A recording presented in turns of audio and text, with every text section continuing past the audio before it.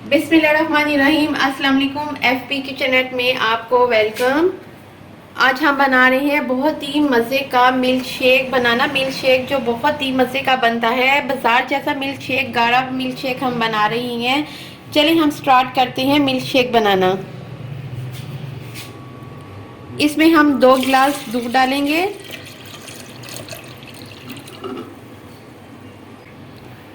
Ice cubes डालेंगे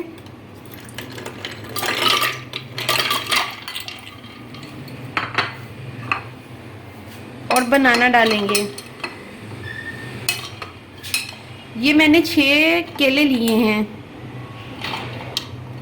आप इसमें केले ज़्यादा डालेंगे तो आपका ये जो मिल्क शेक है वो गाढ़ा बनेगा। चीनी आप अपने जायके के मुताबिक डालें, जितनी आपको पसंद है टेस्ट में मीठा।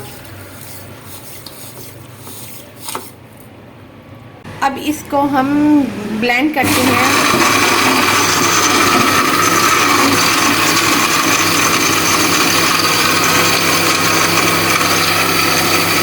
ये देखें, ये कितने अच्छे से ये ब्लेंड हो गया है। अब हम इसे सर्व करते हैं। ये बहुत ही मज़े का मिल्क शेक बना है। आप अपने बच्चों को ज़रूर ये मिल्क शेक पिलाएं।